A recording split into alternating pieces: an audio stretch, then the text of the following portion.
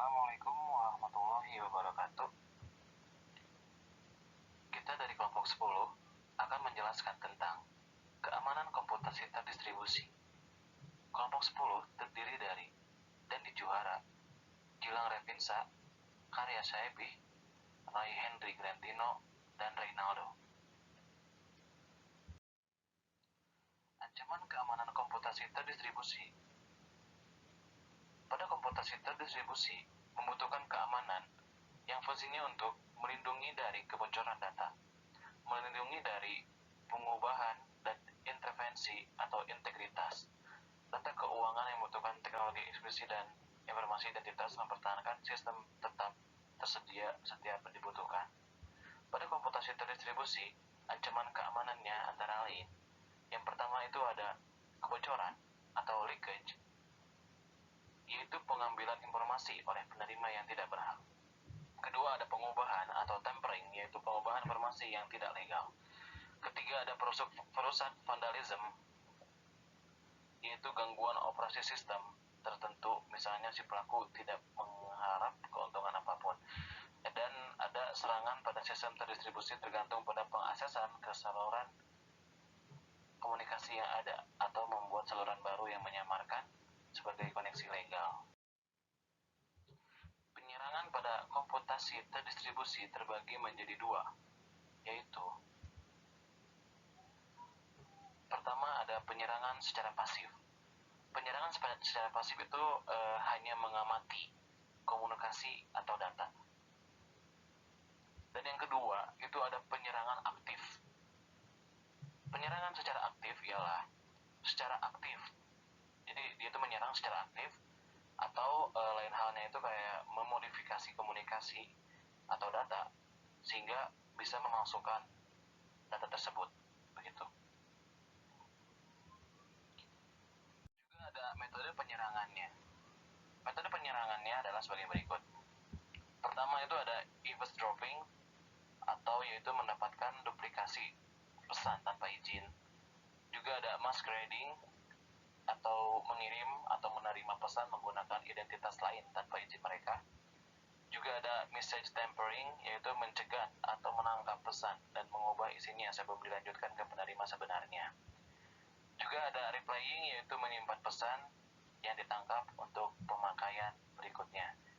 Dan yang terakhir ada denial of service, atau membanjiri saluran atau sumber lain dengan pesan yang bertujuan untuk menggagalkan pengaksesan pemakai lain.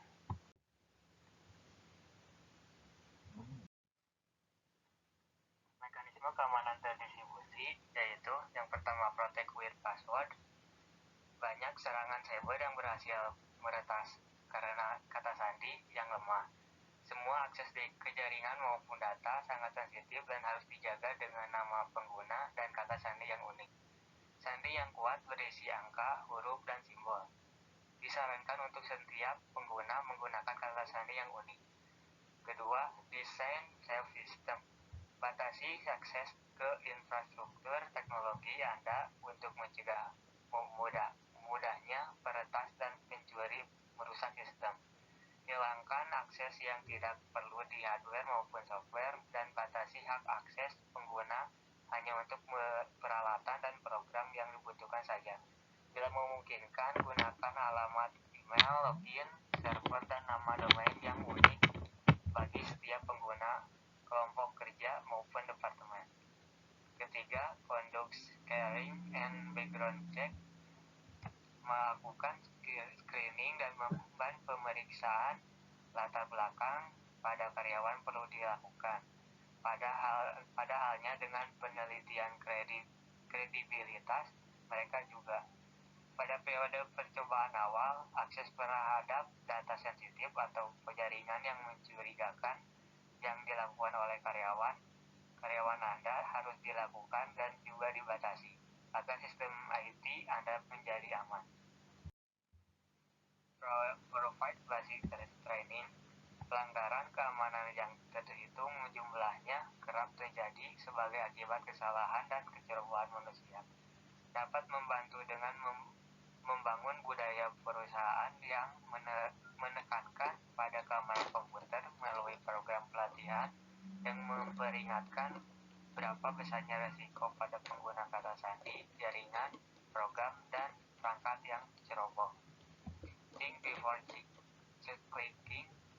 Untuk menghindari penipuan yang terjadi melalui email yang meminta informasi nama pengguna, kata sandi, atau informasi pribadi, Anda harus mempertimbangkan kembali agar Anda tidak terdorong ke sebuah situs web palsu yang mendorong calon korban untuk memasukkan data mereka sendiri. Use a virus scanner and keep all software up to date. Jika bekerja di rumah atau di jaringan komputer kantor, disarankan untuk menginstal antivirus pada PC. Banyak penyediaan jaringan sekarang menawarkan aplikasi antivirus secara gratis. Di samping itu, menjaga perangkat lunak agar terus up to date juga mampu mencegah virus masuk dan membuat keamanan sistem terjaga. Dan terakhir, keep sensitive data out of the cloud. Cloud komputer menawarkan banyak manfaat dan penghematan biaya kepada bisnis. Namun layanan semacam itu juga dapat menimbulkan ancaman tambahan karena dapat ditempatkan di server jarak jauh dan dioperasikan oleh pihak ketiga yang mungkin memiliki masalah keamanan tersendiri.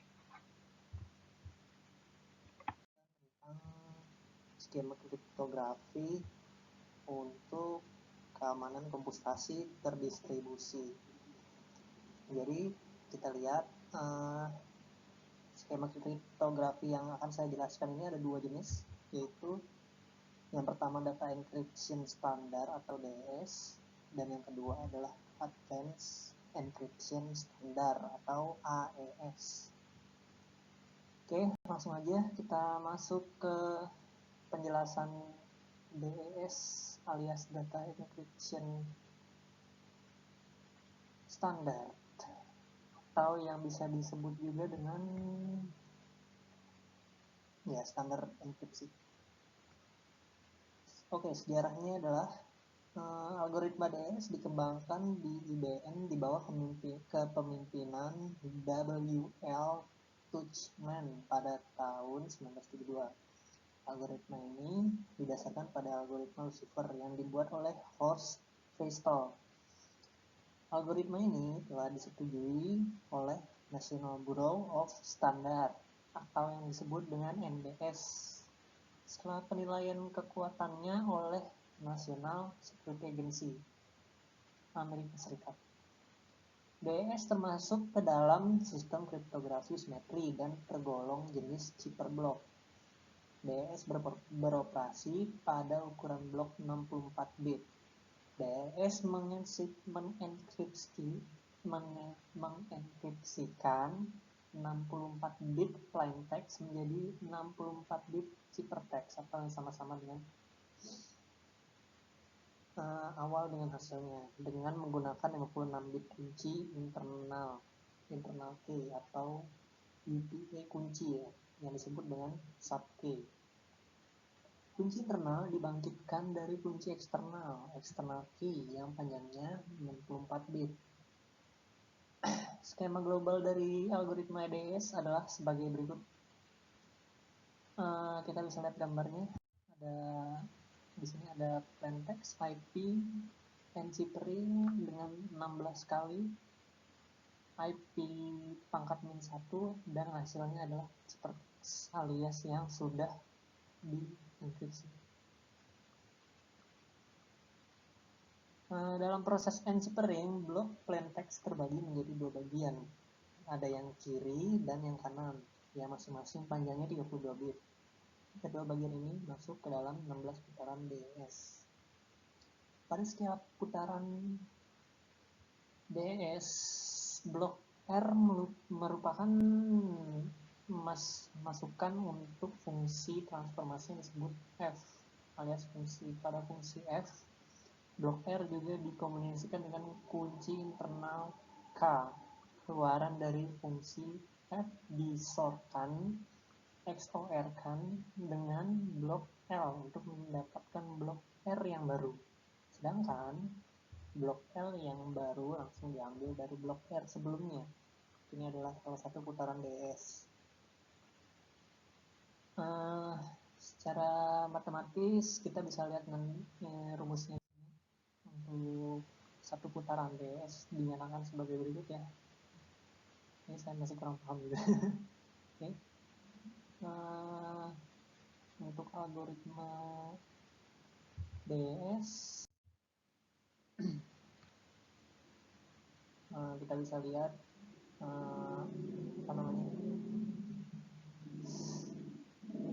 skema algoritmanya. Satu putaran DS merupakan model jaringan Pastel. Oke. Kita bisa lihat dengan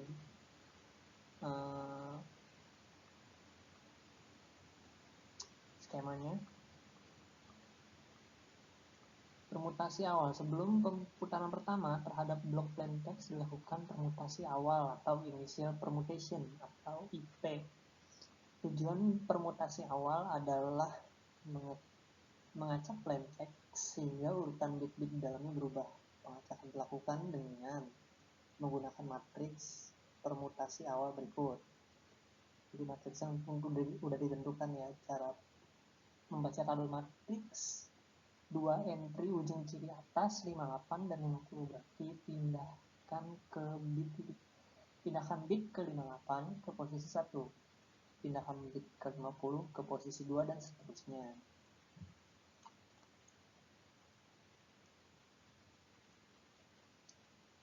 Baik, kita lanjut ke mode DS.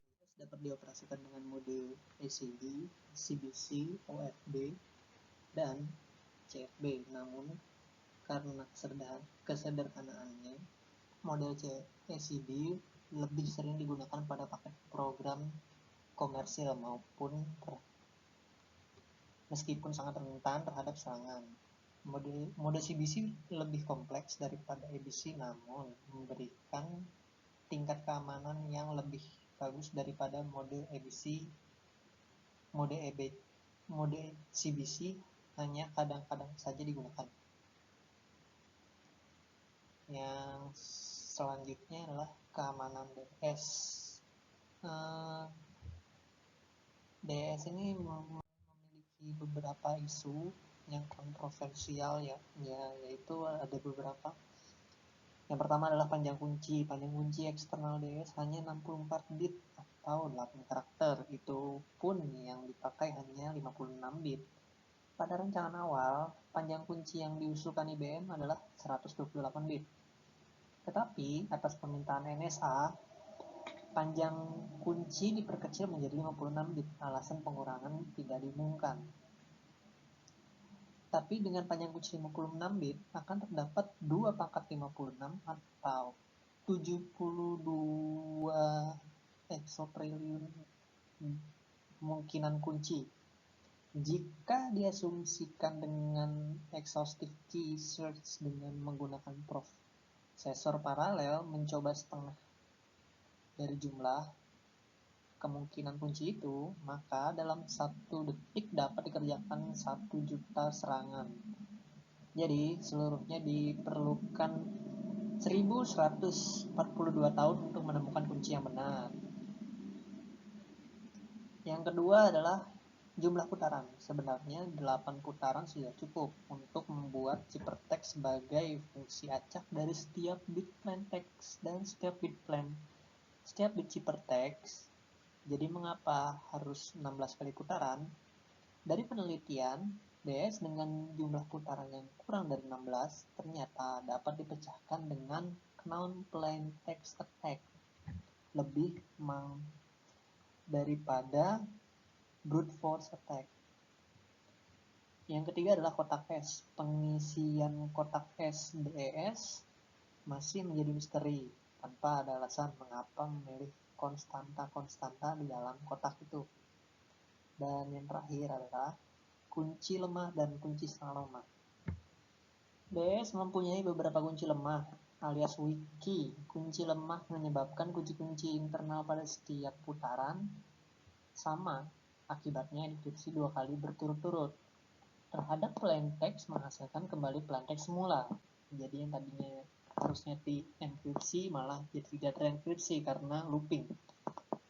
Kunci lemah terjadi bila bit-bit di dalam C dan CI dan DI semuanya 0 atau 1. Lalu setengahnya dari kunci seluruh bitnya 1 dan setengah lagi seluruhnya 0. Kunci eksternal dalam notasi hex yang menyebabkan terjadinya kunci lemah adalah, ingat bahwa setiap bit ke-8 adalah bit paritas.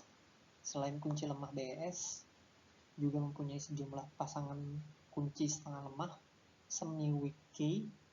Pasangan kunci setengah lemah menginskripsikan plain text menjadi ciphertext yang sama, sehingga satu kunci dalam pasangan itu tidak dapat mendeskripsi pesan yang dienkripsi oleh kunci yang lain di dalam pasangan itu. Baik, itu penjelasan dari DES alias Data Encryption Standard. Yang kedua adalah Advanced Encryption Standard. Kali ini saya akan menjelaskan, di sini ada yang namanya algoritma Randall. Kenapa itu ada algoritma Randall? Karena seiring DES sudah tidak aman dianggapnya. Perlu diusulkan standar algoritma baru sebagai pengganti DES. Of Standard and Technology (NIST) Amerika Serikat mengusulkan kepada pemerintah federal Amerika Serikat untuk sebuah standar kriptografi yang baru. Akhirnya NIST mengadakan lomba membuat standar algoritma kriptografi yang baru.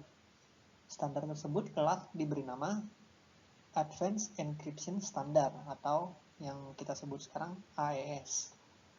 Persyaratan algoritma baru nomor 1 termasuk ke dalam kelompok algoritma kriptografi simetri berbasis cipher blok.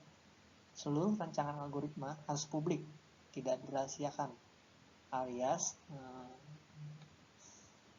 key-nya. Panjang kunci fleksibelnya adalah 128, 192, dan 256 bit. Seperti kita lihat, itu DES tadi cuma punya 64 bit dan dikurangi oleh NSA peraturannya menjadi 56 bit saja. Sedangkan AES mempunyai ketentuan sampai 256 bit. Ukuran blok yang dienkripsi adalah 128 bit. Algoritma dapat diimplementasikan baik sebagai software maupun hardware. Setelah ditentukan persyaratan tadi, akhirnya terpilihlah 5 finalis lomba, yaitu yang pertama Randall dari Vincent Raymond dan Johan Damon, Belgia, dengan voting 86 suara. Pada bulan November 2000, NIST mengumumkan untuk memilih Randall. November 2001, Randall ditetapkan sebagai Advanced Encryption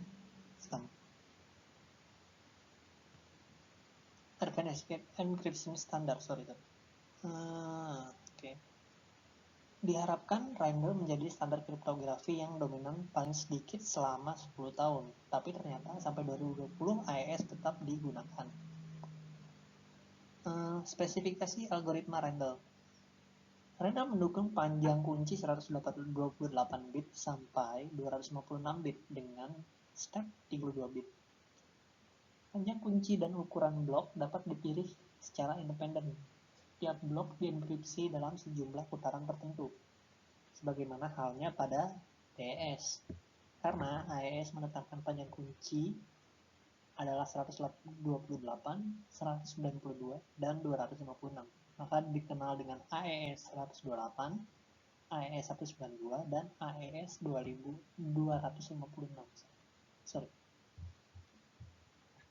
Secara de facto hanya ada 2 varian AES, yaitu AES 128 dan 256, karena akan sangat jarang pengguna menggunakan kunci yang panjangnya 192 bit. Dengan panjang kunci 128 bit, maka terdapat sebanyak pangkat 128 sama dengan 3,4 kali 10 pangkat 38 kemungkinan kunci. Jika komputer tercepat dapat mencoba 1 juta kunci setiap detik yang bisa dilakukan pada DS, maka akan dibutuhkan waktu 5,4 kali 10 pangkat 24 tahun untuk mencoba seluruh kunci. Jika tercepat yang dapat mencoba 1 juta kunci setiap menit detik, maka dibutuhkan 4 kali 10 pangkat 18 tahun untuk mencoba seluruh kunci. Alias bisa jadi lebih lama karena panjang bitnya lebih panjang daripada DS. Tidak seperti DS yang berorientasi dalam orientasi byte, menggunakan kunci internal yang berbeda, disebut round key. NC melibatkan operasi dan permutasi. Kita bisa lihat ini apa ya? Nah ini ya algoritmanya sini.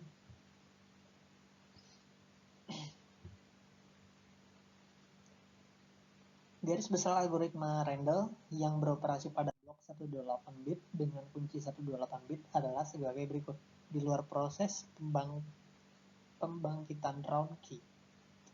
Yang pertama, add round key melakukan XOR antara state awal plaintext dengan chipper key.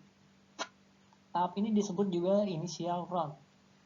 Yang kedua, putaran N satu kali.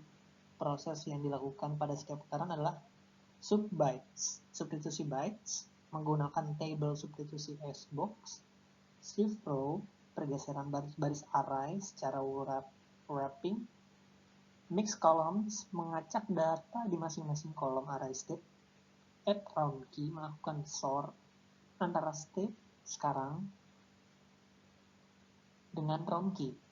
Final round berproses untuk putaran terakhir, yaitu proses-proses seperti di awal, ya seperti sub-bytes, rows, tapi tidak ada mix column karena ini putaran terakhir, jadi kita hanya melakukan add round key.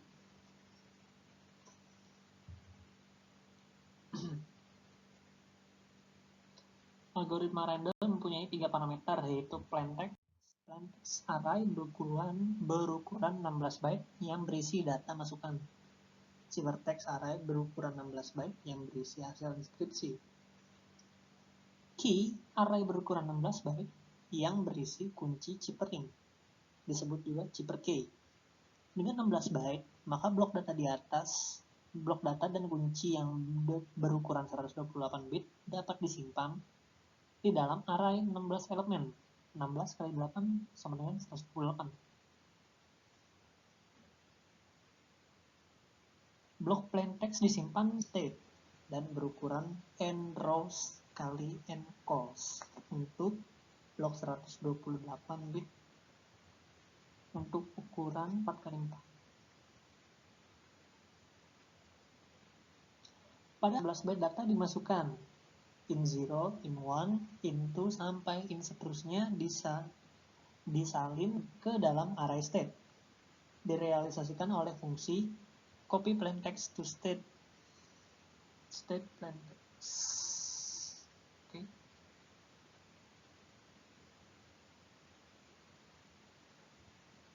Baik, kira-kira segitu.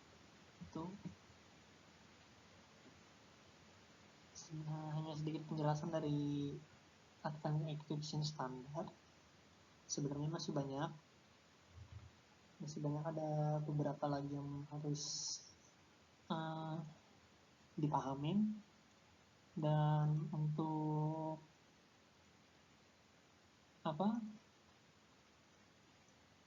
skema saya pikir cukup sampai di sini aja. Terima kasih sudah mendengarkan. Wassalamualaikum warahmatullahi wabarakatuh.